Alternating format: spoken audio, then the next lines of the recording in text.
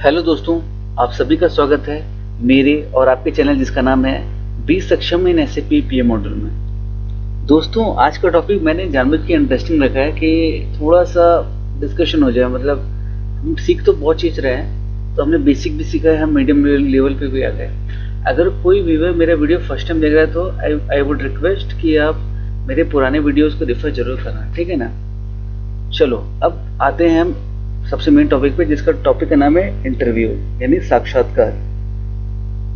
देखो दोस्तों, कोई भी न्यू जॉइनी हो या एक्सपीरियंस पर्सन हो, चाहे किसी भी पर्टिकुलर लेवल पे हो, आप जब किसी भी नए पोस्ट के लिए अपग्रेडेशन के लिए अप्लाई करते हो, किसी भी इंडस्ट्री में अगर वैकेंसी आती है, तो कभी न कभी हमेशा मतलब मोस्ट ऑफ द केसेस में ये होता है कि रिलेटेड टू जो इंजीनियरिंग फील्ड में होते हैं, तो उनसे पूछा जरूर जाता है कि आपको एसएपी के बारे में कुछ पता है या नहीं पता है, ठीक है ना। तो जैसे पहला सवाल आता है एसएपी क्या होता है, ठीक है।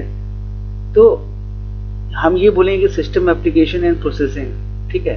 तो वो क्या है, एक सिंपल सा आंसर हो गया, रटा आंसर हो गया, ठीक है। बट अगर उसको बेस्ट वे में अगर हम इसको डिस्क्राइब करें तो हम ये भी बोल सकते हैं कि प्लांट के फंक्शनल एक्टिविटी को कंप्लीट करने के लिए फ्रॉम द आपका raw material to FG by including CL से सारी चीजें टीमों को जोड़ के जो सिस्टम बनाया जाता है, जो कॉमन सिस्टम होता है, ठीक है, उसको हम एसएपी कहते हैं, राइट। ये एक आंसर हो सकता है एसएपी से रिलेटेड, जो सामने वाले को क्या होगा, इम्पैक्ट देगा कि हाँ, इनको एसएपी के अलावा भी उसने कुछ मुझे रिप्लाई दिया है, राइट। अब वो आता है कि आपका जो एसएपी होता है, ठीक है ना, फर्स्ट जो एसएपी होता है उसमें आपको बोलेगा कि पीएम का फुल फॉर्म क्या होता है, पीएम मॉड्यूल क्या होता है, ये होता है प्लांट मेंटेनेंस मॉड्यूल, ठीक है ना।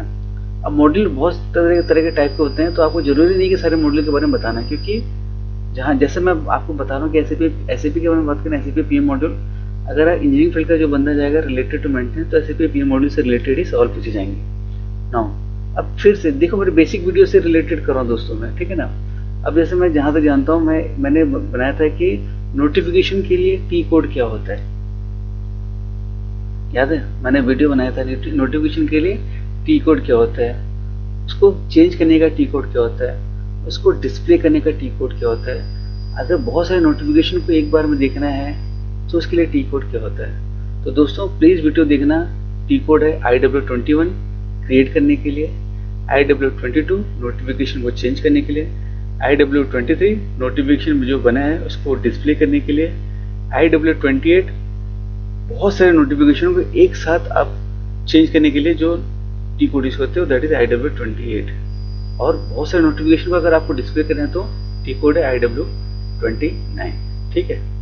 अब नेक्स्ट अब आया कि जो मेंटेनेंस ऑर्डर वो कैसे बनाते हैं, ठीक है। तो मेंटेनेंस ऑर्डर बनाने के तरीके क्या है, दो हो सकते हैं, ठीक है ना। जैसे मैंने आपको बताया है वीडियोस में भी, बेसिक वीडियो में आपको जरूर मिलेगा। दो तरीके हैं, एक है नोटिफिकेशन बनाओ, उसमें अपनी इश्यूज लिखो जो इश्यूज हैं, और सेल या सर्विस की रिक्वायरमेंट है तो उसके अगेंस्ट में मेंटेनेंस ऑर्डर बनता है। सबसे पहला कॉन्सेप्ट बनाते कैसे, नोटिफिकेशन के बाद में उसको जब नोटिफिकेशन बन जाता है तो ऑर्डर वाले पॉइंट को टिक करते हैं, वीडियो में देख लेना, और उसके बाद क्या उससे ऑर्डर क्रिएट कर लेते हैं, ठीक है।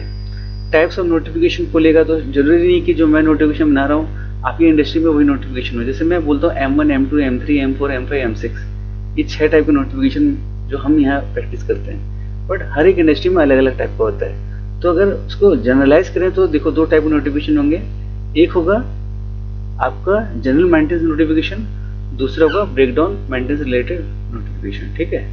अगर मैं M1 to M6 डिफाइन करूंगा तो अलग अलग होंगे, थोड़ा उसको भी सुन लो आप लोग।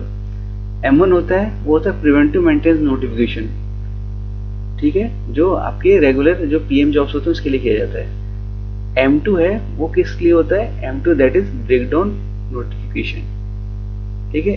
M3 है वो जनरल मेंटेनेंस नोटिफिकेशन, M4 है वो प्रेडिक्टिव या लाइन वर्क नोटिफिकेशन, M5 है वो शटडाउन रिलेटेड नोटिफिकेशन, और M6 है वो फैसिलिटी रिलेटेड नोटिफिकेशन। फैसिलिटी मतलब अगर आप कोई काम कर रहे हो, आपको लाइट की व्यवस्था करनी है, आपको पंखे की व्यवस्था करनी है, आपको टेलीफोन काम नहीं करा, तो ये टाइप्स ऑफ नोटिफिकेशन है, ठीक है। जनरलाइज में बोला गया, एक जनरल मेंटेनेंस नोटिफिकेशन होता है, दूसरा ब्रेकडाउन होता है, ठीक है। ये भी आंसर आपके लिए ओके रहेगा। अब हम आगे जाते हैं, ठीक है ना। उसमें आप ये देखते हैं कि आपका कोई स्टोर है, स्टोर में मटेरियल को चेक करने के लिए टी कोड कौन कौन से यूज करते हैं, ठीक है ना। तो मैंने एक सेशन बनाया था जिसमें मैंने लिखा था कि best T code for inventory inspection, ठीक है ना। उसमें मैंने टी कोड कौन कौन से बताए थे, MM03, MMB, MB52, MB5B, ठीक है।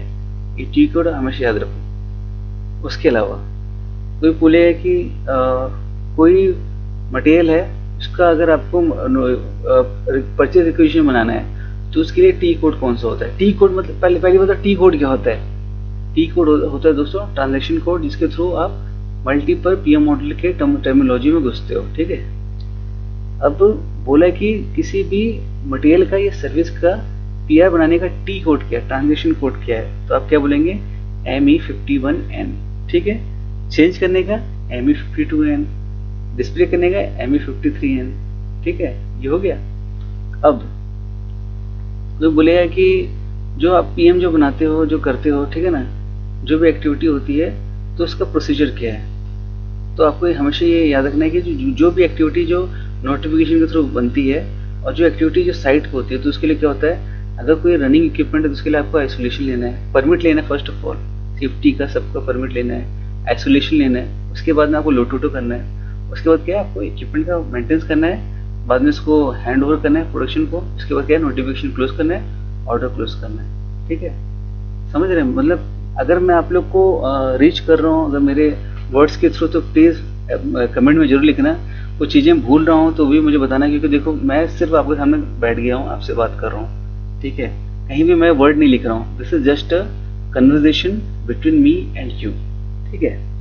अब आता है कि कोई नोटिफिकेशन है, ठीक है, उसमें डिपार्टमेंट चेंज करना है तो उसके लिए कौन सा टी कोड यूज करोगे। टी कोड है IW32, ठीक है। अब आया नेक्स्ट फेज, आया थोड़ा सा अपग्रेड आया, उसमें बोला कि मेजरिंग पॉइंट कभी सुना है, तो मेजरिंग पॉइंट से रिलेटेड मैंने लेटेस्ट वीडियो बनाया। मेजरिंग पॉइंट क्या होता है दोस्तों, किसी भी इक्विपमेंट में, जो भी प्लांट है उसके इक्विपमेंट में कुछ पैरामीटर्स होते हैं। जैसे अगर मैं इलेक्ट्रिकल की बात करूं तो उसमें आपका रेजिस्टेंस चेक किया होता है ओम में, ठीक है। आपका जो रनिंग करंट होता है विद रेस्पेक्ट टू जो ओलेड रिले सेटिंग होती है, ठीक है ना, उसका चेक होता है विद रेस्पेक्ट टू एम्स में, ठीक है ना। उसके अलावा जो आपके MCC PCC पैनल्स होते हैं उसमें क्या होता है थर्मोग्राफी होती है। तो थर्मोग्राफी के लिए आपके टेम्परेचर नोट करते हो, तो आपके एक इमेज भी लेते हो, प्लस क्या करते हो आप कहीं रीडिंग एक्सेल फाइल में डाउनलोड करते हो, सेव करते हो, ठीक है ना। तो उसके रिलेटेड बताया था। अब टी कोड की बात आती है, टी कोड कौन सा है दोस्तों, टी कोड IK से चालू होता है। क्रिएट करने के लिए IK01, ठीक है ना, डिस्प्ले करने के लिए IK03, चेंज करने के लिए IK02। अगर किसी नोटिफिकेशन कोई आपका मेजरिंग पॉइंट बना है उसके अगेंस्ट में किसी और को आपने काम दिया है कि वैल्यू डालो, तो उसके लिए वो क्या करना है IK11 डॉक्यूमेंट बनाना है, ठीक है ना।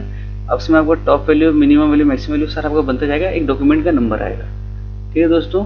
देखो ये मत सोचिए कि थोड़ा अपर लेवल, क्योंकि अभी तो लेवल अभी अपना बढ़ने वाला है। तो क्या हम लोग को जो भी SAP मतलब क्या है, आपके प्लांट में जो जो डिपार्टमेंट आपके साथ इन्वॉल्व है, mechanical, electrical, instrument, utility, production, safety, HR, handling, वो सब आपसे इंटरकनेक्टेड है, ठीक है ना। अगर कोई भी काम होता है तो सबसे पहले क्या होता है, बोलेगा कि कोई भी आपको काम करना है, सर्विस करानी है, तो उसके लिए आपको क्या लेना पड़ेगा, कोटेशन लेना पड़ेगा। कोटेशन क्या होता है, एक एस्टिमेटेड अमाउंट होता है काम को करने का। कोटेशन के अगेंस्ट में अप्रूवल होता है, ठीक है। कोटेशन अप्रूवल होने के बाद क्या करना चाहिए आपको, जो क्या बोलते हैं सर्विस का परचेज रिक्वेजिशन बनाना चाहिए, SPR बोलते हैं, ठीक है। नॉर्मल PR SPR में क्या अंतर होता है उसके लिए भी मैंने वीडियो बनाई है, उसको जरूर देख लेना, ठीक है। तो अभी तक के लेवल का जो है उसमें मैंने लगभग सारे पॉइंट को शायद मैंने टच कर दिया है। अगर नहीं टच किया तो मुझे जरूर बताना, ठीक है ना। तो अगर आपको ये मेरी वीडियो पसंद आ रही है दोस्तों, ये इंटरव्यू से रिलेटेड भी था और मेरा एक तो रिवीजन भी था आप लोगों के साथ, जो नए लोग हैं या जो पुराने लोग हैं, ठीक है ना। अभी लेवल थोड़ा सा और भी अपग्रेड होने वाला है, तो एक बार मेरा भी रिवाइज हो गया, आपका भी रिवाइज हो गया, ठीक है। हम तो बना ही रहे। तो अगर आपको वीडियो पसंद आ रही है तो लाइक करो, कमेंट करो, शेयर करो, सब्सक्राइब करो, लोगों को इन्वॉल्व करवाओ, लोगों से इन्वॉल्व होने के लिए बोलो। और जैसे मैं एट द एंड कहता हूँ, बी सक्षम इन SAP PM मॉड्यूल, बी सक्षम बनो, बी सक्षम इन SAP PM module. Thank you.